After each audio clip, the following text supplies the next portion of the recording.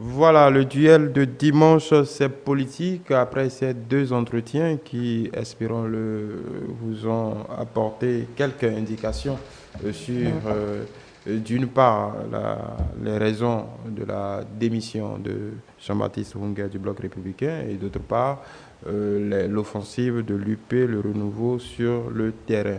Voilà, le duel va opposer aujourd'hui deux personnalités. Alain Adiou, membre de la force Cori.Bénin Émergent, bonjour. Bonjour, cher ami. Conseiller politique et directeur de l'école politique du parti. En face, Antoine Adoukounou, bonjour. Bonjour, monsieur Xavier. Vous ne démissionnez pas du Bloc républicain, vous êtes toujours au Bloc républicain? Bon, je suis toujours au Bloc républicain. Vous êtes toujours au Bloc républicain? Oui. Vous n'avez pas de problème de positionnement, de poste Bon, vous savez, bon, même si vous avez ces problèmes et que vous partez, qu'est-ce qui vous dit que là où vous allez, ces problèmes sont absents? Peut-être la question qu'il faut poser, eu égard à ce... En tout cas, chacun est libre de ses choix. Et si ces problèmes arrivaient là où vous allez? Laissez-moi poser la question. Oui, La question. oui. Je ne critique pas, en tout cas, le choix de Jean-Baptiste Runga. Mais la question qu'on se pose, où sont les convictions? Bon, j'ai cru que vous deviez le poser à Jean-Baptiste Runga. On lui a posé. Bon, donc il s'est donné, vous a donné. Mais vous, moi, je pose la moi, je crois quand même que après la réforme, il faut se dire qu'il y aura une phase de transition. Et dans la phase de transition, les turbulences ne manqueront pas. Et il faut faire un effort, si on veut que la réforme survive, faire un effort de résister à cette turbulence. Et vous allez voir que d'ici là, tout va se stabiliser. Quelqu'un qui quitte le PR pour un parti X, et je suppose qu'il va quitter encore ce parti X pour Y, il va quitter combien de fois? Pour se dire lui-même, bon, pour quand même mon honneur, je m'arrête. C'est de ça il est question. C'est pourquoi je dis que le problème, est-ce que c'est le départ qui est le vrai problème ou bien c'est comment faire pour restructurer, analyser, faire en sorte qu'on arrive au bout du tunnel de la réforme. Je vous pose la même question. Merci de l'avoir posé. Moi, je ne m'étais pas du tout préparé à ce genre d'événement. Je l'ai appris tout récemment. Ce que cela révèle, c'est les insuffisances au niveau des réformes dites politiques et institutionnelles. Ce n'est pas des réformes que l'on fait à la va-vite. À un moment donné, je l'avais conseillé fortement au nouveau chef de l'État, les réformes politiques et institutionnelles ne sont pas des réformes sociétales d'abord. Comme dans un pays, on a eu la réforme du mariage pour tous, une réforme sociétale. Donc on transforme un peu la société. Donc quand quelqu'un a ce genre de projet, qu'il arrive, on fait ce genre de réforme très rapidement. On touche à un niveau de la société et on laisse le temps faire le reste. Les réformes politiques et institutionnelles sont des réformes politiques et institutionnelles à conséquences sociétales. Il fallait les faire, pas à la va-vite, mais après un certain moment. Si ces réformes-là étaient faites complètement vers la fin du premier mandat, on aurait eu le temps, le chef de l'État, les nouveaux arrivés, auraient eu le temps c'est pas le cas. Pour, mon ami l'a dit tout à l'heure, n'est-ce pas, on a amalgamé, c'est des groupes hétéroclites qui se sont retrouvés, des amis étaient UN, devenus UP, et puis après ils ne se sentaient pas à l'aise là à cause de telle personne, ils sont allés au BR, donc voilà, c'est ce que ça donne aujourd'hui, c'est dommage. Mais quand on a dit ça, le reste, je rejoins ce que M. Adoukounou vient de dire, les hommes politiques que nous sommes, nous devons être des modèles pour la société, pour les jeunes notamment. Quand on se promène de cette façon-là, comme si on n'a pas de conviction, c'est un peu regrettable. Voilà qui est dit. Nous allons rentrer dans le vif du sujet, de ce qui nous rassemble ce matin, parler de cette liste. L'Audi, apparemment, comme le gestionnaire mandataire l'avait évoqué, il y a eu cette opération, s'est tenue, on ne sait pas encore sous quelle forme. Certains partis de l'opposition, en tout cas il y a eu une rencontre entre certains partis de l'opposition et je ne sais pas si c'est si tous les partis étaient au rendez-vous, on en saura certainement beaucoup plus. La question aujourd'hui, audit de la LEIP, d'accord, mais est-ce la panacée? Vous me posez la question? Oui, je vous pose la question. Oui. Bon, peut-être que ce n'est pas une panacée, mais je crois que c'était une étape importante et nécessaire. Qu'il vous souvienne que les partis de l'opposition, et pour le peu que je connaisse FCBE, le numéro 1 du FCBE, Force Corripon Bénin Émergent, le secrétaire exécutif national, M. Paul Mompé, en cette qualité-là, et également en qualité de chef de file de l'opposition, depuis 4 à 5 mois, avait, au cours de certaines sorties qu'il a faites, demandé aussi bien aux gestionnaires mandataires, d'une part, qu'au président de la Sénat, de l'autre, qu'il est important d'auditer la liste électorale informatisée provisoire.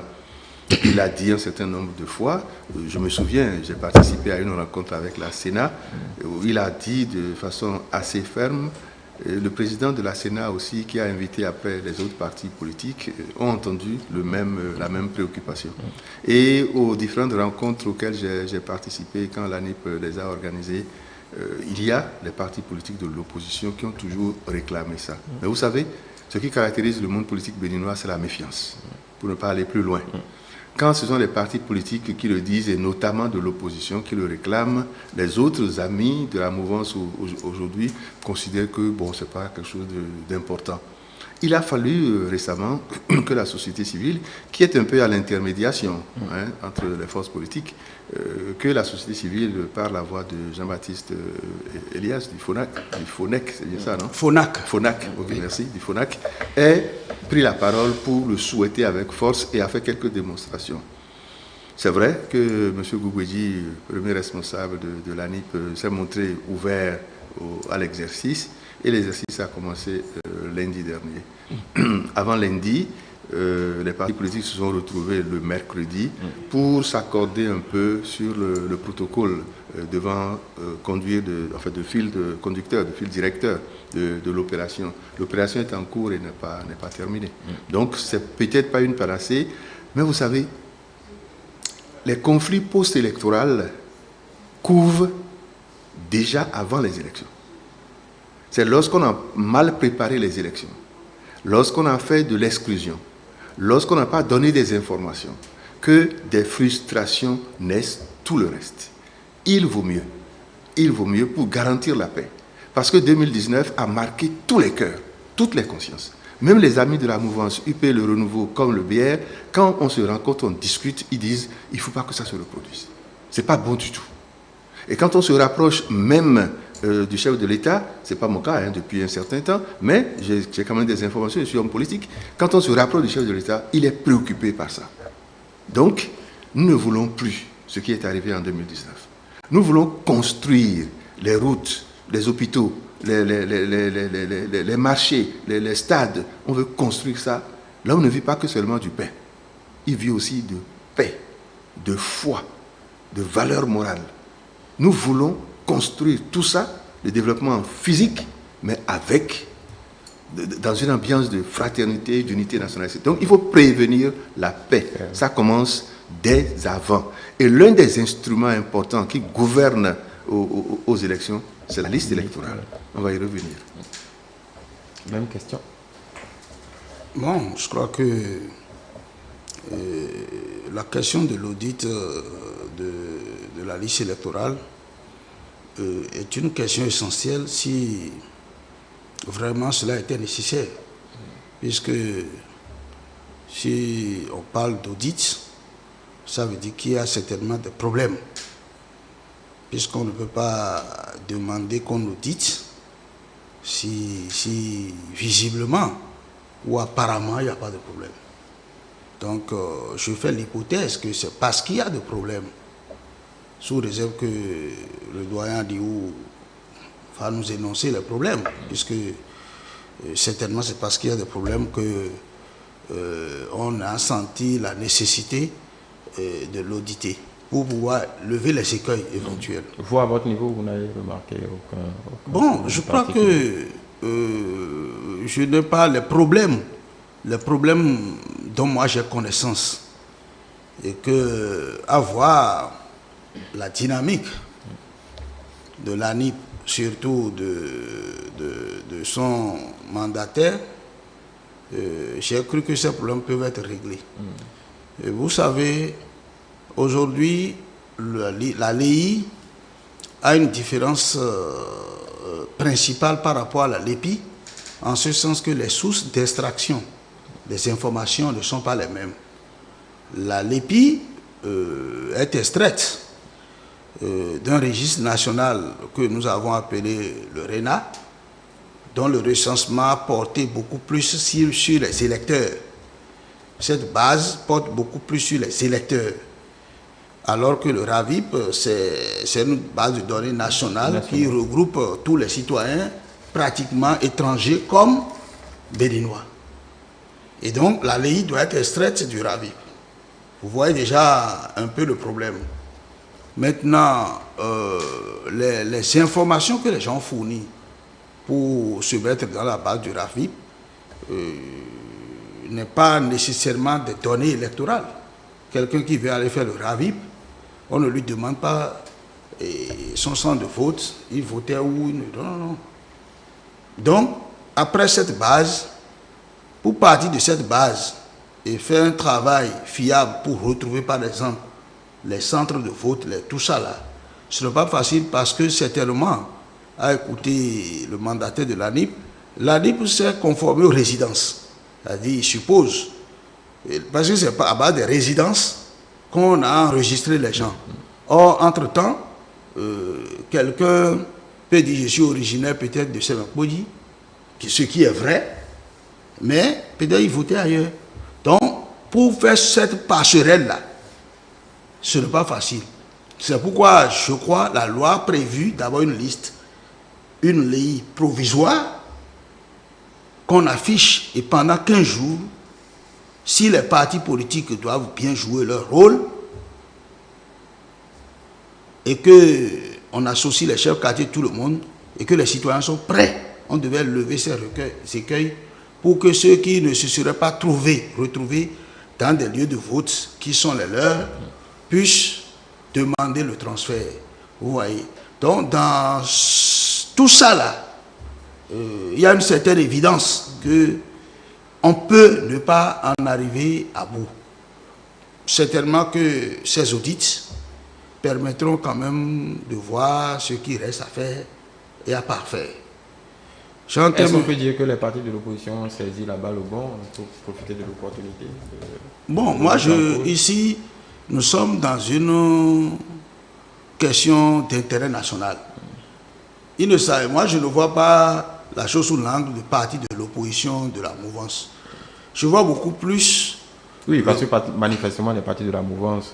Non, les partis de la mouvance comme quoi? Est-ce que vous n'avez pas vu que... Ça ne leur semble pas si préoccupant que cela. Non, est-ce que tu as suivi l'honorable Hassan Seibou de mon parti, le Blanc Républicain? Oui, c'est le premier qui a... C'est le premier qui a même dénoncé ce qui s'est passé chez lui. Parce que la question de la liste électorale, comme le dit le doyen Adiou, c'est une question très très essentielle dans les élections. Lorsqu'on ne règle pas les problèmes à ce niveau, ça peut ouvrir à des conflits que nous ne souhaitons pas. D'accord? Donc il ne s'agit pas d'une question d'opposants ou de mouvanciers. Il s'agit de la vie de la nation. Et un parti de l'opposition comme de la mouvance doit se donner une préoccupation que nous ayons une liste consensuelle et qui permet quand même de ne pas déboucher sur des conflits. Maintenant, il ne faut pas en faire un instrument politique. Oui, parce qu'il y a une question, voilà, il y a une question importante qui peut découler de cette option-là, c'est qu'on ne le souhaite peut-être pas. Dans le cas où les positions seraient irréconciliables, par exemple, parce qu'on dit un audit c'est un travail technique, on peut ne pas s'entendre là-dessus. Si on en arrivait à un point où les positions étaient irréconciliables, et si le législateur, en conséquence, venait à jouer sur le chronogramme, vous ne pensez-vous pas que ça puisse nous amener à une situation inextricable où les partis on va dire, de l'opposition, j'insiste là-dessus, peuvent se retrouver prises à leur propre piège. Non, non, non, je ne pense pas. Contrairement à la chute de M. Aroukounou, une liste électorale est un instrument politique. Politique, oui. Donc il y a des risques d'instrumentalisation. Je n'ai pas dit le contraire. Politique, oui. Politique en particulier. Oui. Le recensement qui conduit ou le résultat du recensement de registre RNPP dont on dispose aujourd'hui et qui n'est pas fini, ça, ce n'est pas un instrument qu'on a établi le registre, le registre national de population. Et dans le registre, il y a des nationaux comme des étrangers. Les nationaux sont gérés autrement, les étrangers aussi. Il y a des points communs puisqu'ils vivent tous au Bénin. Mais ce n'est pas les étrangers de 18 ans et plus qu'on extrait. Ce sont les Béninois de 18 ans et plus qu'on extrait. Et cette utilisation-là, elle est hautement politique. Comment? L'utilisation-là, c'est la liste. Quand on tire du registre les 18 ans et plus, l'utilisation de cette liste-là est politique, puisqu'on appelle ça liste électorale. Nous sommes d'accord? Donc la liste électorale, c'est un instrument politique. Mais ce que vous dites, vous avez raison, il ne faut pas politiser à outrance l'exercice. Et je suis tout à fait d'accord avec vous. L'instrument est politique. Mais il ne faut pas que les Béninois que nous sommes, nous politisions à outrance. Nous sommes à 2 mois des élections, il y a des choses qui sont faites. Premièrement, puisque nous parlons de la liste électorale, je voudrais qu'on reconnaisse le travail technique qui est fait par les gens de l'ANIP et qu'on les félicite parce que ce n'est pas facile du tout. À un moment donné, merci de me laisser 2-3 minutes, à un moment donné, le président actuel de la Sénat avait été coordonnateur de COSLEPI. Ça fait quelques années.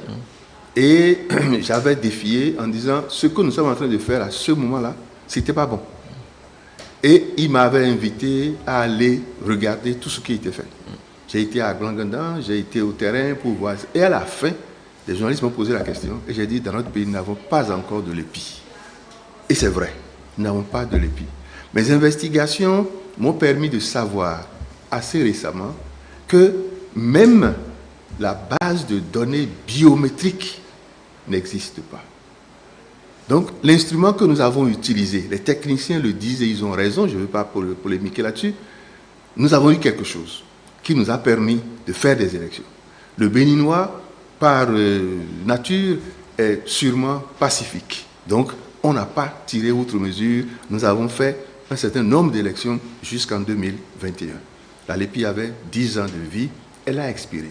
La loi a permis aujourd'hui de dire la LEPI s'est oubliée, on tire les 18 ans et plus du registre national de population. C'est un exercice difficile. Et les gens de l'ANIP ont fait ce qu'ils ont pu. Ils ont fait du travail très sérieux. À un moment donné, ils avaient eu besoin de rapprocher les informations qu'ils ont collectées, 18 ans et plus, de ce qui existait jusqu'en 2021. Donc, ce qu'on a appelé la LEPI. Ils ont fait cet exercice-là. Ils ont fait les rapprochements. Ils ont fait des déductions. Et ce que mon ami a dit et qui est vrai, il y a des nouveaux votants. Des gens qui n'étaient pas sur la LEPI ou qui étaient sans avoir fait le RAVIP. Voilà. Donc, il y a un certain nombre de cas comme ça que les amis de l'ANIP ont appelé les nouveaux votants. Et c'est vrai, les nouveaux. Laissons tous les éléments d'ordre technique.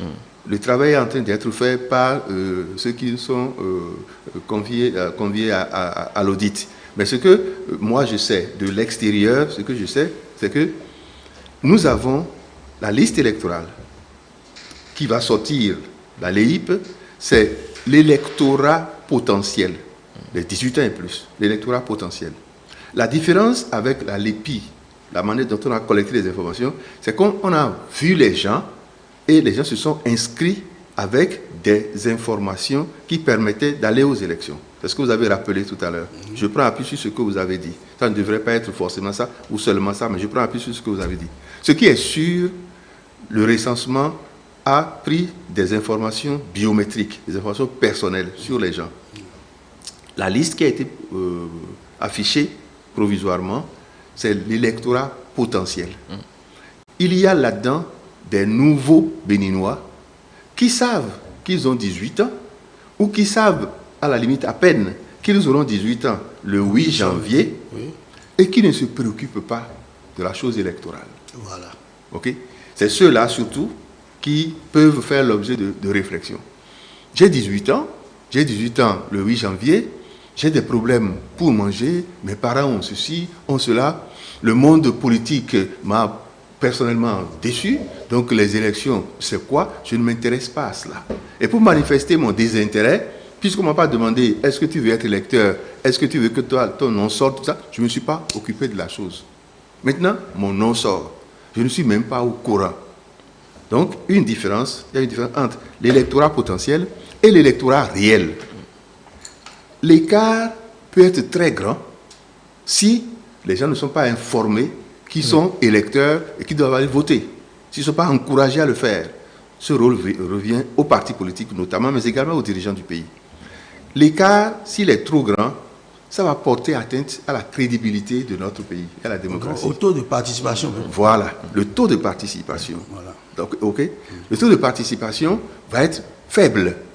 Et les élus peuvent se sentir, mais nous sommes élus par 30% de la population. Nous sommes élus par 25% de la population. Alors que réellement, on n'a pas beaucoup réussi à faire sortir les nouveaux votants. Donc il y a quelque chose à faire. Okay? Mais dans notre pays, chat échaudé craint l'eau froide. On a déjà vu assez récemment, que ce soit vrai ou pas, on a estampillé des bulletins de vote. C'est là où les gens ne se sont pas présentés qu'on peut faire ça. Et pour éviter ça, qui risque d'entraîner d'autres choses menaçant la paix, pour éviter ça, il faut corriger un peu. En faisant quoi? D'accord? Et j'ai été heureux d'apprendre dans mes investigations qu'il y a ce qu'on appelle le coefficient de correction. Le coefficient de correction permet, lorsqu'on a une liste potentielle, c'est reconnu internationalement. Le coefficient de correction permet, lorsqu'on a une liste potentielle, de corriger. Il y a un taux, il y a un canevas de taux que les techniciens peuvent prendre pour dire, bon, par exemple, vous avez 5 millions de votants potentiels, on applique 2% de réduction et ça réduit un peu. D'accord? Donc, cet exercice technique, je suis persuadé que les gens qui s'y connaissent sont en train de le faire. Ceux qui sont conviés au nom des partis politiques à l'audit, il leur a été demandé de venir tout seul, un seul représentant par parti politique, s'ils ont suffisamment de connaissances dans le domaine, ou de venir avec des techniciens. J'ai été informé, je sais que des gens sont déplacés pour y aller seuls, au nom de leur parti, mais d'autres sont déplacés avec des techniciens. Et le travail a commencé. Je sais aussi que le travail n'est pas terminé. Ils ont fini de travailler jusqu'à vendredi dernier, ils ont fini, et ça va reprendre lundi et peut-être mardi. Donc, ne jugeons pas. Ce n'est pas un contrôle pour dire c'est mauvais, non. Ils vont attirer sûrement l'attention de tous. Et si on faisait ceci, et ceci qui est une faiblesse, et si on corrigeait, et si on sollicitait les dirigeants du pays, maintenant que nous sommes à peu près à 2 mois des élections, est-ce qu'on ne peut pas, dans une entente partagée par tous, s'il y a des choses à apporter pour corriger, est-ce qu'on ne le ferait pas? Je me réjouis, nous avons tous, je m'excuse, je vais faire ma chute par là, je me réjouis récemment, hier, en tout cas, moi j'ai lu sur dans les réseaux sociaux que la NIP a réouvert la possibilité de faire des transferts, alors que c'était fermé. Donc c'est réouvert jusqu'à demain lundi. C'est l'un des fruits des concertations au niveau de Donc vous excluez toute possibilité que le chronogramme soit impacté? Tout sera respecté, bien sûr, parce que l'on soit de l'opposition ou de la mouvance, on est tous des Béninois. Ouais. On est tous préoccupés par les élections du 8 janvier. D'accord? Donc l'essentiel sera fait à mon avis. Moi, je compte sur ceux qui participent à ça. Oui, je vous écoute. Non, par rapport au risque d'instrumentalisation politique. Est-ce que on ne pourrait pas aboutir, je pose la même question, est-ce qu'il y a, dans le cas où il y aurait des différences irréconciliables, parce que le but c'est de s'entendre sur un minimum ou sur le tout, est-ce que ça ne pourrait pas impacter le chronogramme? Si, en tant qu'acteur politique de la mouvance ou de l'opposition, nous avons compris les choses telles que M. Aliou vient de l'expliquer, la question de l'instrumentalisation ne devait pas se poser ou être au chapitre. Parce que nous ne voulons plus revivre les événements de 2019. C'est très important. Nous ne voulons plus revivre les événements de 2019. Et si nous n'allons pas revivre les événements de 2019, il faudrait que la bonne foi des acteurs politiques soit en jeu. Parce que les problèmes que nous avons vécus en 2019, quelque part, tirent leur source dans cette mauvaise foi de voir les choses se faire correctement. Ah oui, puisque, vous savez, les politiques ont plus d'un tour dans leur sac. Peut-être je ne veux pas aller aux élections, mais tel que les choses se déroulent, je ne peux pas l'afficher. Je cherche des moyens de blocage. Et dès que ces moyens de blocage arrivent à maturité, je les exploite. Vous savez, je ne voudrais pas encore faire des rappels. Non, oui, on va pas faire des rappels, puisque la situation de 2009 était évitable, puisqu'il y a eu des consensus qu'on a trouvé finalement quand même qui permet de sauver l'essentiel. Mais comme je vous l'ai dit,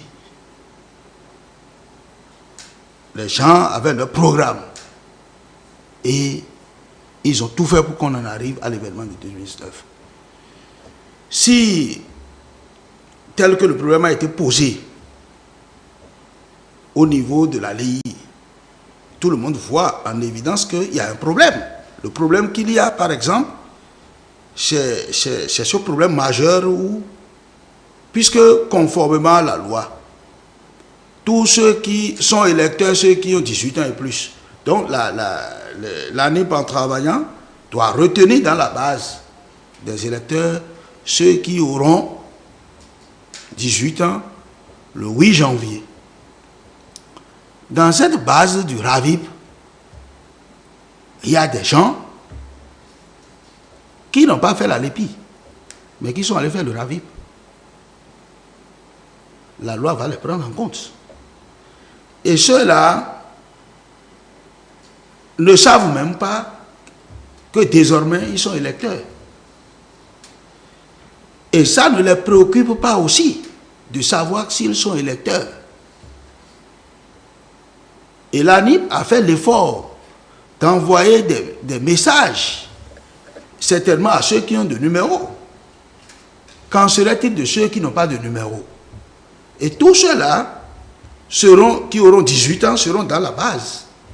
Mais bon nombre peut-être ne savent pas qu'ils ont été introduits dans la base. Et il y en a des gens qui sont dans la LEPI, mais qui ne sont pas allés faire le RAVIP. Et qui ne seront pas donc dans la base du RAVIP. Et qui diront qu'ils avaient l'habitude de voter dans un centre de vote donné, mais qu'aujourd'hui n'ont pas retrouvé le nom. Ça veut dire que tous ces problèmes, les hommes politiques sont censés les comprendre avec l'ANIP, parce que ce n'est pas la faute de l'ANIP. C'est ce que la loi a prévu, que l'ANIP ne fait que mettre en œuvre. Que faire les partis politiques pour que ceux-là aient l'information nécessaire, qu'ils soient motivés aussi, puisque nous sommes dans un contexte africain où participer au vote même, les gens n'ont pas encore, ne savent même pas ce que c'est même aller voter. Ils ne savent pas que leur pouvoir, le pouvoir du peuple dont on parle, c'est en ce moment précis qu'on l'exprime, ils ne savent pas. Donc, dans cet environnement, les partis politiques doivent voir l'enjeu et rester donc impartial dans cette procédure-là. Mais si on va l'utiliser comme chantage, puisque l'opposition n'a pas toujours cessé de chanter que oui, ils ne sont pas présents dans le processus, donc le processus n'est pas fiable juste parce qu'on n'est pas présent. Voilà, justement, sur cette question, on a la chance d'avoir Alain Dio avec nous. Est-ce que vous comprenez, est-ce que avec le chef de file de l'opposition, qui est, qu'on le veuille ou non, qui est présent dans ce processus, conformément à la loi, est-ce qu'il est normal que les autres partis de l'opposition, depuis le début de ce processus, gongonnent sur le fait que l'opposition n'ait pas été associée, alors que, conformément à la loi, le chef de file de l'opposition y est associé depuis le début, de par sa présence dans d'un de ses représentants dans le conseil électoral, à moins qu'il ait vu ça de loin, il ait vu toutes ces opérations-là se faire de loin. Non, mais ce n'est pas le conseil électoral qui est chargé de l'établissement de la LEIP. Le conseil électoral, c'est au niveau de la Sénat. Oui. La Sénat n'a rien à voir avec. Oui, mais au final, la liste leur est destinée. C'est la liste leur est destinée. Mais c'est la liste, le produit final qui leur est destiné. Le produit final, la loi dit le 8 novembre, la liste électorale doit être adressée, transmise à la Sénat. C'est à ce moment-là que la Sénat entre dans le jeu avec cet instrument. Mais avant, tout ce qui est fait avant, ce n'est pas la Sénat, encore moins le Conseil électoral. Donc, il faut préciser que c'est l'ANIP qui fait ça. Donc, ce n'est pas aussi les partis. Mais bien sûr, bien sûr. C'est l'ANIP qui fait ça. Mais l'ANIP a reçu la mission de faire ça de la part des députés. Si vous voulez, mais c'est la loi. Oui, c'est la loi. Si vous voulez qu'on aille plus loin, moi, en tant qu'Adiwalais, regardez-moi bien, je vous le dirai. Nous avons cogné la petite pierre, là, nous avons trébuché depuis la 5e législature. Depuis la 5e législature. Parce que je suis heureux de dire, mais voilà l'essentiel du produit qui était proposé au pays depuis 2003. C'est seulement à l'avènement du RAVIP que ça a commencé. Avec de l'actualisation, ce qui est tout à fait normal. Mais depuis, tout ce que nous avons fait, c'était un jeu. Un jeu des politiciens mal intentionnés. Je ne dis pas plus aujourd'hui. Y compris vous-même, vous étiez aux affaires. Le temps que moi j'ai produit. En tant que ministre chargé des relations avec les institutions. Moi j'ai produit le document. J'ai produit l'initiative est partie du chef de l'État, Mathieu Kérékou. Mais techniquement, c'est nous, moi et tous ceux qui collaboraient avec moi, dont Boubedji, qui est très très bien placé, il connaît très bien l'affaire. Donc c'est nous qui avons proposé depuis 2003. Et c'est seulement en 2018, 2019 que ça a commencé. On a perdu 15 ans à faire n'importe quoi. Excusez-moi l'expression. D'accord, on calme tout ça. Nous sommes au Bénin. Ce sont les politiciens du Bénin. 5e législature, jusqu'à la 8e, comprise. D'accord? On a trébuché, on est tombé. Et une nouvelle loi a été prise. La LEPI qui était promue à 10 ans est expirée. Il faut maintenant faire ceci, ceci, ceci. Enfin. Mais puisque l'héritage n'est pas vierge, il faut corriger des choses. Ce que vous avez dit est tout à fait vrai. Donc, il ne faut pas jeter la pierre à l'ANIP. L'ANIP fait un travail technique, mais à conséquences politiques. Je suis d'accord. Donc, les politiques doivent être mêlés. Mais les politiques demandaient leur implication au processus depuis 4-6 mois. Oui, mais institutionnellement. Comment on peut les impliquer? C'est moi qui pose la question. Comment on peut les impliquer? Oui, donnez-nous un exemple. Comment, puisque la loi est là. C'est moi qui pose la question. D'accord. Non, je vous prête. Non, ne me prêtez pas. Je pose la question. Merci de venir deux à poser la question. Ça me fait plaisir. Non, mais pourquoi maintenant on les a associés? Comment est-ce qu'on les a associés maintenant? On les associe maintenant, non? Les partis politiques de l'opposition notamment siègent à la salle de conférence nationale de l'ANIP, non? Pour participer à l'audit, non? Pourquoi maintenant on a trouvé la solution ou la formule et depuis 6 mois on n'avait pas trouvé? J'ai donné la réponse en disant c'est parce que le monde politique béninois se nourrit de méfiance. Puisque ce sont les autres qui ont dit, alors pourquoi? Et il a fallu, je rappelle, Jean-Baptiste Elias, qui a parcouru le monde pour des surveillances. Comme vous le dites comme ça, avant même sa prise de parole, le gestionnaire mandataire avait ouvert la porte à la suite de prise de parole d'Éric Ngoundété. Le gestionnaire mandataire n'y avait opposé aucun. Je suis d'accord, mais vous le dites un peu comme si c'était Jean-Baptiste Elias. Non, je ne dis pas que c'est Jean-Baptiste Elias qui a fait détonner la chose. Non, mais je dis il a fallu la société civile jouer un rôle tampon la société civile non fortement impliquée d'un côté, n'est-ce pas? Il a fallu ça pour que, je crois, c'est moi qui fais cette lecture, que le mandataire, le gestionnaire mandataire de l'ANIP se dise, ah ok, les partis politiques le réclamaient depuis. Maintenant la société civile, qui est l'autre force, dit, ah, ça veut dire que si on ne considérait que les partis politiques de l'opposition, ils réclamaient l'audit. Maintenant, il y a la société civile qui s'y ajoute. Donc, en face, il n'y aurait que les partis politiques de la mouvance. Donc, ce n'est pas la peine de traîner, faisons. Et ils ont commencé à se retrouver pour le faire. Et je dis, c'est une bonne chose. Est-ce qu'on a le temps d'avancer? Je pense que oui. Est-ce qu'il y aura une remise en cause totale, complète? Je pense que non. Est-ce que ceux qui siègent à l'occasion de cet audit-là sont des Béninois? Je dis oui. Est-ce que ce sont des citoyens? Je dis oui. Est-ce qu'ils sont des responsables pour que le pays ne capitule pas, ne tombe pas, et que quelque chose, tout ce qui est sauvable, excusez-moi l'expression, soit sauvé? Je dis encore oui. Peut-être que je suis trop optimiste ce matin, mais je dis, ce sont des Béninois. Ce n'est pas d'aujourd'hui que nous avons failli. Nous avons failli depuis hier, depuis avant-hier. Ceux qui sont dans le feu de l'action aujourd'hui doivent être suffisamment sages, suffisamment responsables. Je ne termine pas. Si par exemple, lorsqu'on votait ça, si on avait fait une étude sur l'implication de nos lois, ça c'est les députés, non?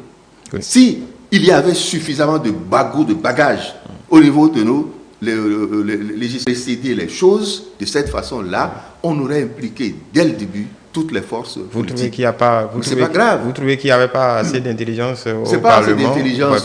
Non, c'est pas assez d'intelligence, mais je dis, il n'y a pas assez de gens qui savent anticipation. Par anticipation. Ils votent les lois, mais ils se disent, mais quelles sont les conséquences de ça? Quelles sont les conséquences de ça? On ne le sait pas. Il a fallu les techniciens de l'ANIP pour révéler les insuffisances. Alors, ce n'est pas à l'ANIP de porter cette responsabilité-là. Non. Heureusement que les gens qui sont là sont ouverts. Les politiques qui siègent aujourd'hui, je dis, sont suffisamment responsables, à mon avis. Les dernières informations que j'ai reçues, il y a quand même 7 partis politiques qui s'asseyent. Oui. On peut dire aussi que le chef de l'État a donné le là, parce que quand il le fallait depuis. Même des partenaires non béninois avaient souhaité la chose. Aujourd'hui, c'est en train d'être fait. Mais ayons la foi, la garantie, ce n'est pas pour tout remettre en cause, ce n'est pas possible. Voilà, je reste avec vous. Là, on va passer, vous parliez du Parlement, vous parliez du manque de bagou. Je reprends vos mots de ceux qui sont en les enjeux de la prochaine législature. Législature de 3 ans. Oui, législature spéciale. Les élections générales de 2026. Législature spéciale, législature très importante. Pour moi, le prochain Parlement est un Parlement de transition. Oui. Un Parlement dans lequel on doit voir, je dirais, toutes les forces politiques en présence. On doit voir. On doit. S'il vous plaît. Ah, oui. On doit le mot. Aujourd'hui, vos vis-à-vis est devenu le journaliste qui pose des questions. D'accord. La prochaine fois, je lui fais couper le micro. D'accord, merci beaucoup. Donc, j'étais en train de dire, oui, on doit voir. Parce que c'est ça qui est bon pour le pays. C'est ça qui est bon pour le pays. Si on n'a pas tous les sons de cloche à l'Assemblée nationale, peut-être que ce qui s'est passé en 2019, de 2019 jusqu'à une date récente, va encore se passer. Un Parlement monocolore qui donne l'impression d'être une caisse de résonance, qui donne même l'impression de ne pas faire, je dis donner l'impression, de ne pas prendre les initiatives qu'il faut. Parce que nous sommes tous au pays, nous apprenons, nous savons qu'il y a beaucoup de propositions, de projets de loi qui auraient pu être directement des propositions de loi. Je ne suis pas dans les arènes des choses, en fait, mais je dis, sur la base des informations dont je dispose, mais s'il y a ça, il y a des lois dont l'application pose problème, jusqu'à aujourd'hui, qui ont menacé la paix, l'unité nationale, etc. Sans nommer ça, nous en avons parlé. Okay. Il faut donc un Parlement de transition pour conduire le pays à 2026. Le chef de l'État va finir ses 2 mandats en 2026. Notre pays a cet avantage-là de faire des bons tous les 10 ans. Normalement, c'est un peu plus que ça, mais je m'arrête à 10 ans. Donc, c'est un bond majeur que nous allons faire. 2026 va être, je dirais quoi, c'est une nouvelle page, une véritable nouvelle page de notre histoire politique nationale qui va être ouverte.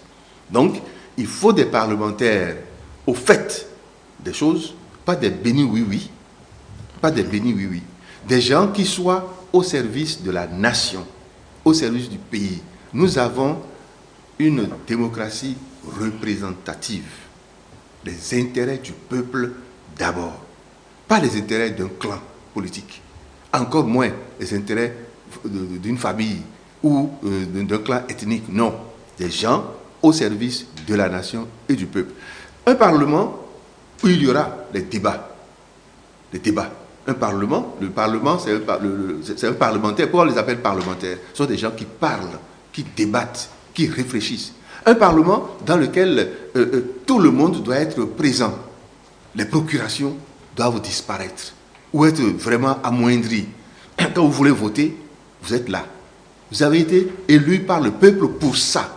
Vous devez être là et voter selon les règles. Si c'est à main levée, ayez le courage de voter à main levée, selon vos convictions. Si c'est au bulletin secret, vous votez. Donc un parlement où il n'y a plus de contrôle, le contrôle qui ne se dit pas ouvertement, contrôle de la part de l'exécutif. Un parlement qui fait le suivi et le contrôle du gouvernement, de l'action gouvernementale, en votant les lois de règlement de façon régulière et ouverte. Vous voyez, c'est un véritable parlement de défi que nous devons mettre en place. J'en finis à ce niveau-là pour le moment. Oui, je crois que le doyen a énuméré un certain nombre d'éléments, je dirais caractéristiques de la prochaine législature. Je crois quand même que je ne voudrais pas aller contre ces propositions, puisqu'il y en a qui sont pertinentes. Mais je suis un peu déjà... Je dirais que je souhaiterais que nous ayons un Parlement où toutes les tendances sont de... Pour moi, c'est un souhait. Je ne suis pas dans l'affirmatif ou bien dans l'obligation de voir les partis de l'opposition ou les tendances être représentées, puisque c'est le peuple, à travers les urnes, qui va dégager la tendance. Mais je souhaite que nous soyons en présence de toutes les tendances. Ce souhait m'est encore plus cher parce que je veux voir que lorsque tout le monde sera présent, est-ce que les résultats seront différents, peut-être de ce que nous avons observé lorsqu'ils se disent qu'ils ne sont pas présents. Puisque moi, j'estime que l'appartenance à l'opposition reste pour moi d'abord une question de proclamation. Je peux être élu député démocrate et aller soutenir le président Talon à l'Assemblée nationale. Puisque je n'ai pas de mandat impératif. Le député ne détient pas un mandat impératif. Il ne répond pas de ses mandats. Il répond de la nation tout entière, puisque le suffrage est universel. D'accord? Donc, je peux être député démocrate, élu, et arriver à l'Assemblée. Je vais soutenir les actions du chef de l'État. C'est pourquoi je dis, une chose est que je souhaite qu'il soit là-bas. Ce que il y a que nous, les politiques, nous jouons sur les mots, nous jouons sur, peut-être, excusez-moi du peu l'ignorance du peuple en partie, en pensant que l'Assemblée, en tant que pouvoir séparé, devait s'entendre un pouvoir antagoniste à l'exécutif. Non. Ce n'est pas parce qu'il y a toutes les tendances à l'Assemblée nationale qu'il faut voter contre un projet de loi nécessairement. Non. Si le projet de loi qui provient du gouvernement est dans l'intérêt de la population et que je suis un député démocrate je suis un député FCBE, je me réclame de l'opposition. Est-ce que c'est pour autant que forcément je dois voter contre? C'est pourquoi je disais tout à l'heure que la question d'appartenance à l'opposition est une proclamation. Mais dans l'exercice de ma mission de parlementaire, j'ai le devoir de l'exercer en toute conscience et avec probité. Ce n'est pas parce que je suis un député de l'opposition.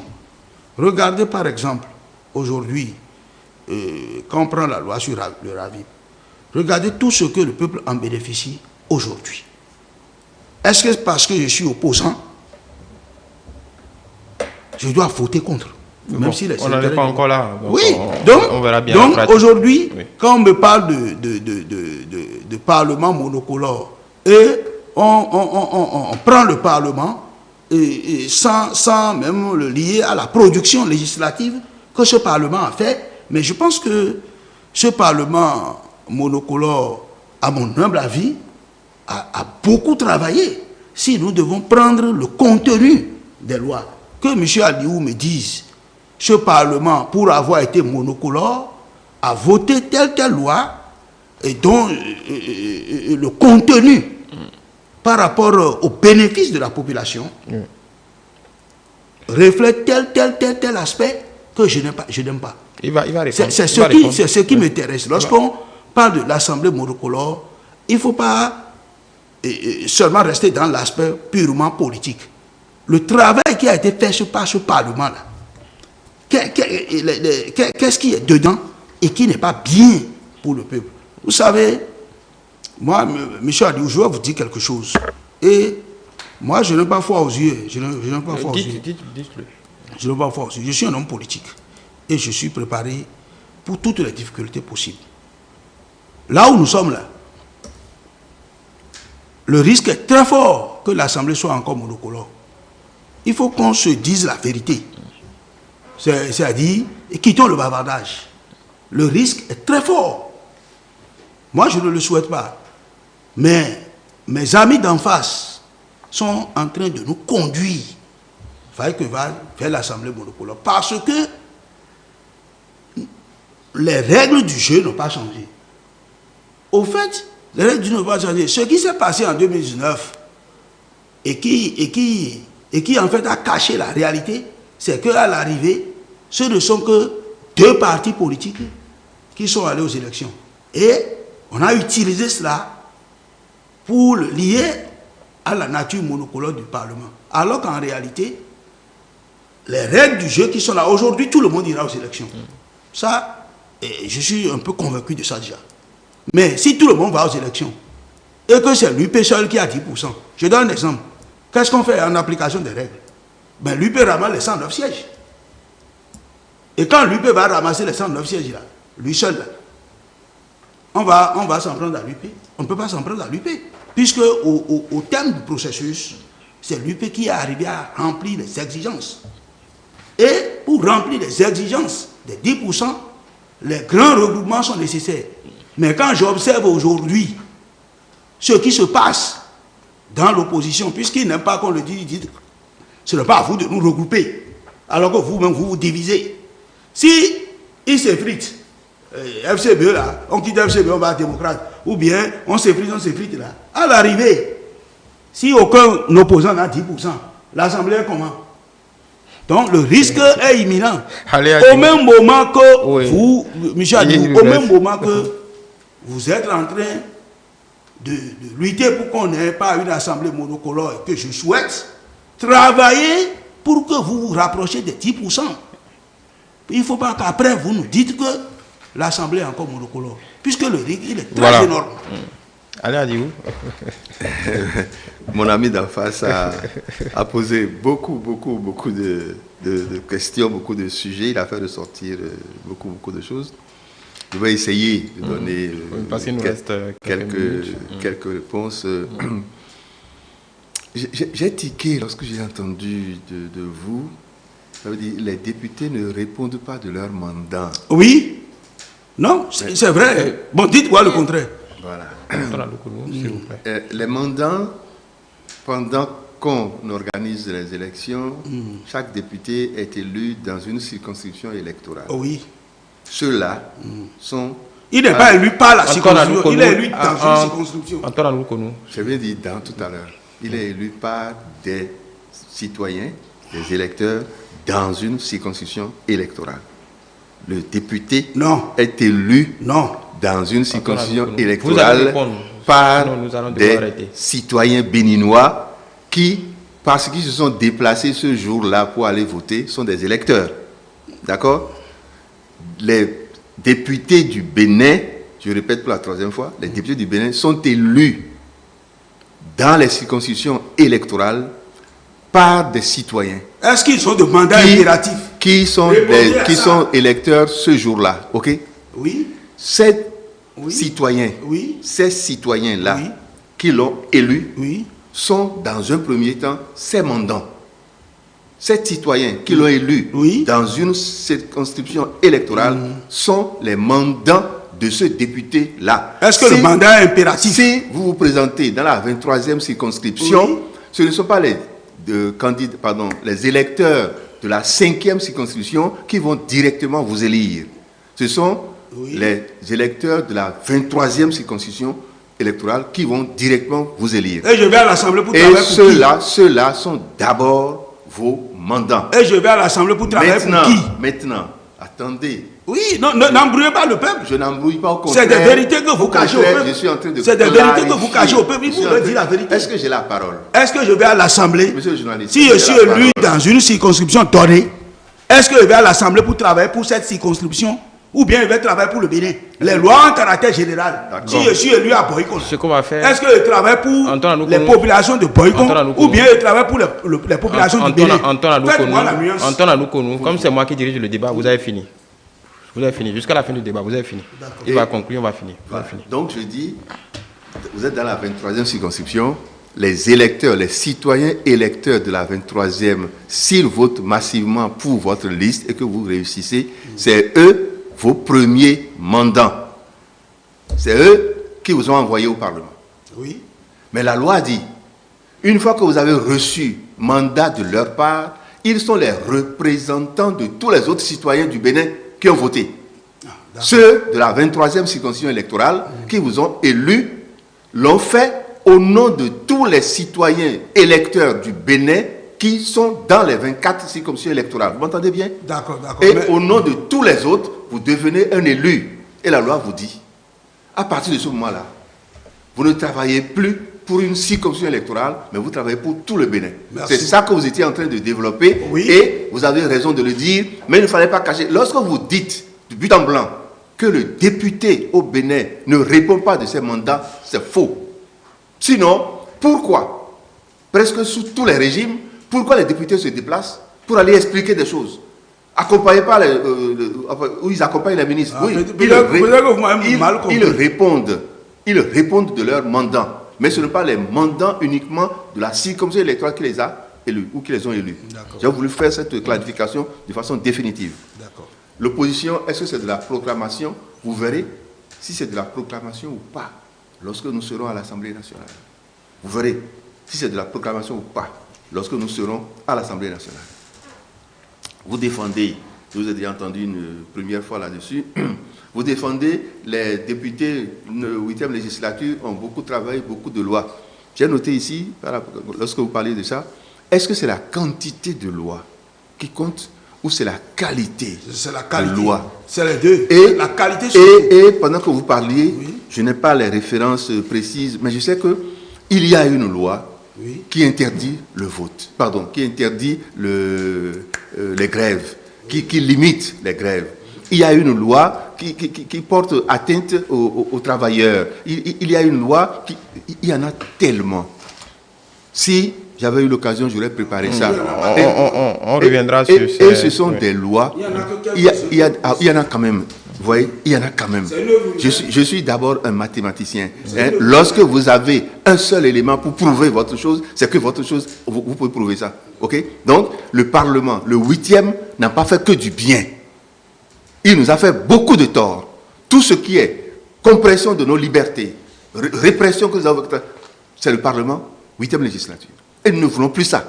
Nous voulons un Parlement où les débats responsables se font. Je vais terminer par les règles du jeu. Non, vous n'avez plus la Par les parole. règles du jeu.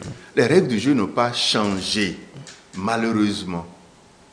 C'est pourquoi le peuple doit retrouver la détermination qui est la sienne pour aller aux élections le 8 janvier prochain. Le peuple doit oublier qu'il a faim, qu'il a peur, qu'il a souci. Non. Et se dire, c'est la seule occasion pour moi en 2023. Si je veux travailler à l'occasion des grands changements en 2026, c'est la seule occasion pour moi, le 8 janvier 2023, d'aller aux urnes.